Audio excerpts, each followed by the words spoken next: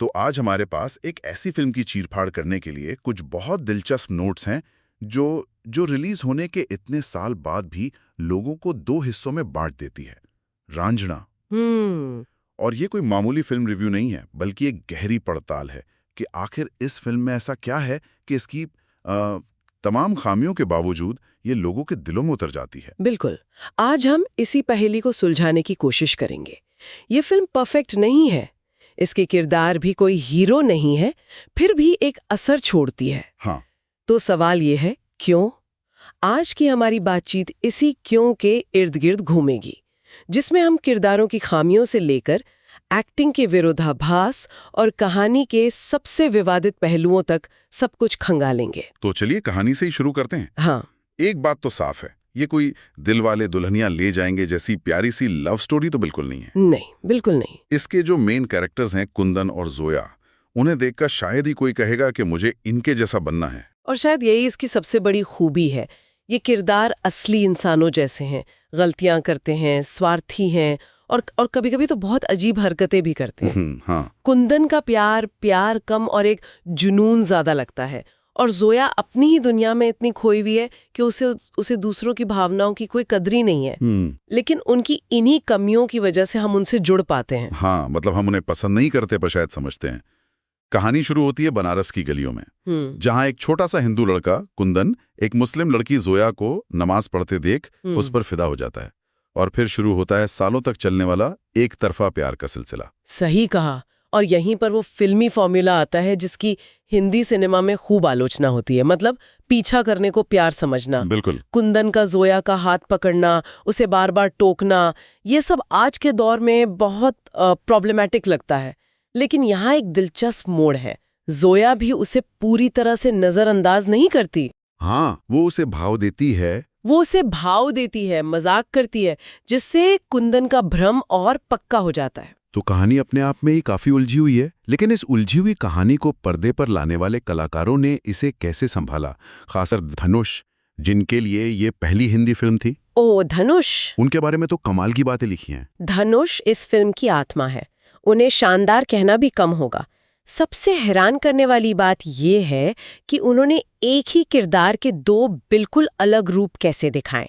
सही बात है। जब वो एक स्कूल का लड़का है तो उसकी मासूमियत, उसका पागलपन, सब कुछ उसके चेहरे पर, उसकी चाल ढाल में साफ दिखता है। वो एक खुली किताब जैसा है। और फिर कहानी आगे बढ़ती है और वही कुंदन एक ऐसा इंसान बन जाता है जो अपने अंदर बहुत कुछ छिपाए हुए है। हाँ। वो चालाक हो जाता है, दुनियादारी सीख जाता है।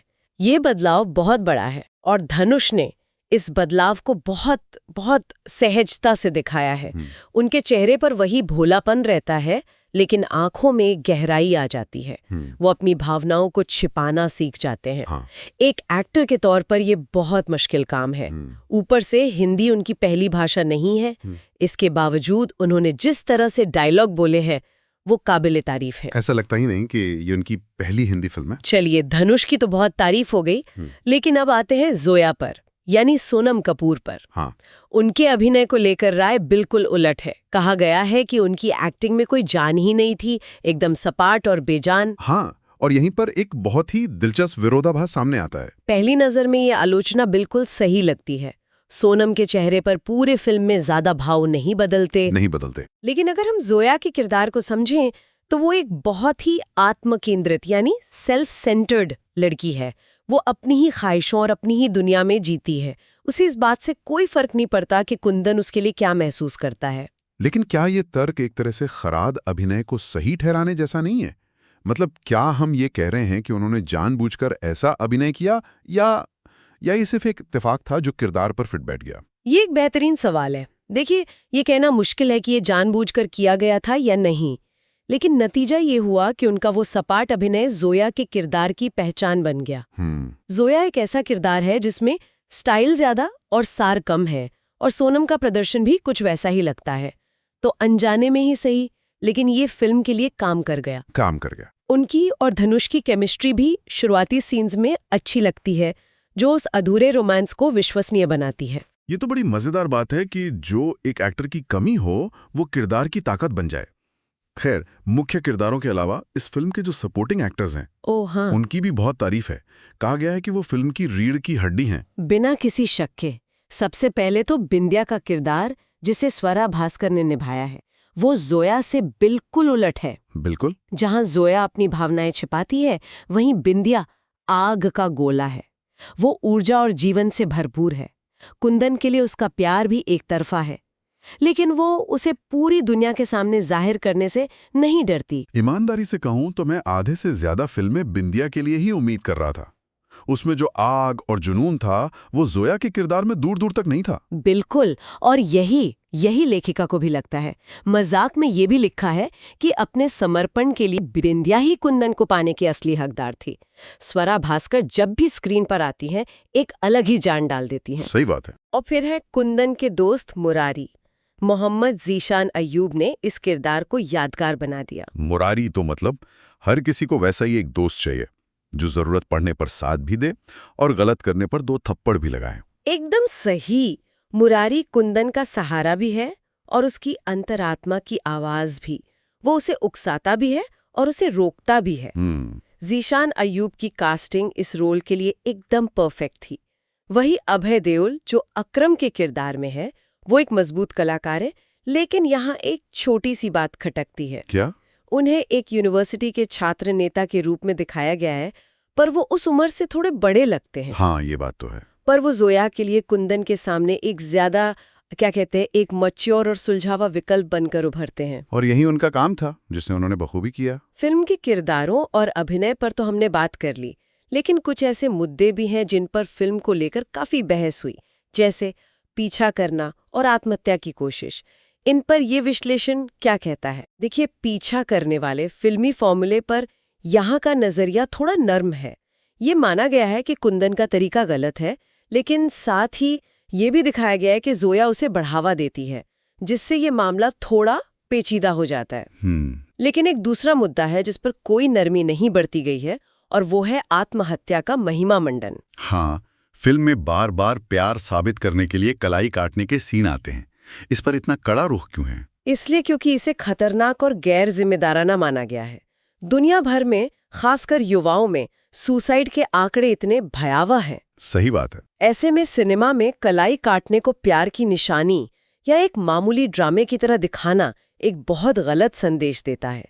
यहाँ कहानी कहने की आज़ादी और सामाजिक जिम्मेदारी के बीच एक बहुत पतली रेखा है, जिसे फिल्म पार कर जाती है। ये एक बहुत जरूरी बात है। एक फिल्मी फॉर्मूला जो भले ही गलत हो, और एक ऐसा सीन जो असल जिंदगी में किसी को नुकसान पहुंचाने के लिए उकसा सकता हो, दोनों में बहुत बड़ा फर्क है। बिल्कुल, और यहीं पर क्रिएटर्स की जिम्मेदारी बनती है। अब फिल्म के दूसरे हिस्से पर आते हैं। अक्सर कहा जाता है कि इंटरवल के बाद फिल्म रास्ता भटक जाती है। क्या ऐसा है? हाँ, और ये भटकाव बहुत साफ महसूस होता है। पहले हिस्से की कहानी कुंदन की गली, उसके मोहल्ले और उसकी निजी दुनिया तक सीमित है, जो बहुत असली और भरोसेमंद लगती है। हाँ, हम कनेक्ट कर पाते हैं। हम उसके छोटे से संसार का हिस्सा बन जाते हैं। लेकिन दूसरे हिस्से में अचानक कहानी का पैमाना बहुत बड़ा हो जाता है। बहुत बड़ा। कहानी अचानक बनारस की गलियों से निकलकर दिल्ली की यूनिवर्सिटी पॉलिटिक्स और राष्ट्रीय राजनीति के गलियारों में पहुंच जाती है। ये बदलाव इतना तेज और अचानक है कि दर्शक किरदारों से अपना वो निजी जुड़ाव खोने लगते हैं। कुंदन की प्रेम कहानी एक राजनीतिक अभियान में बदल जाती है, और कहानी में कुछ ऐसे बनावटी फिल्मी संयोग आते हैं जिन पर यकीन करना मुश्किल हो जाता है। तो इसका मतलब है कि फिल्म का दिल पहले हिस्से में ही रह जाता है। काफी हद तक।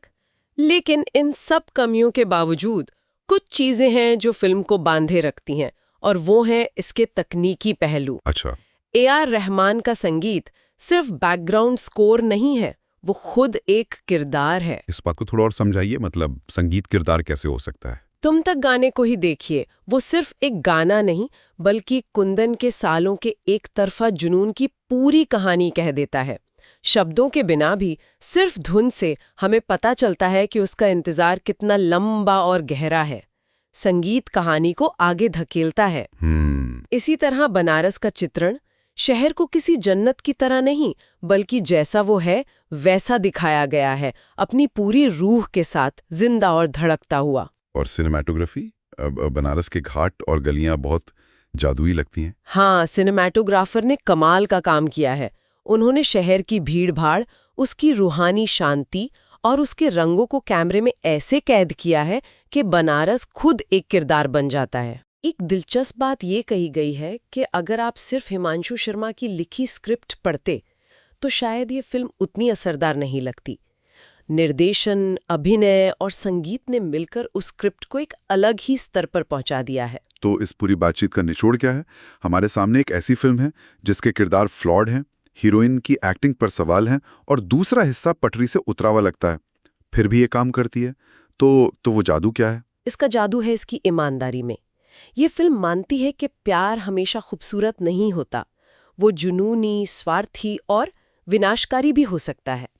धनुष का बेमिसाल अभिनय हमें कुंदन के दर्द को महसूस करने पर मजबूर कर देता है, भले ही हम उसकी हरकतों से सहमत न हों। मजबूत सहायक कलाकार कहानी को जमीन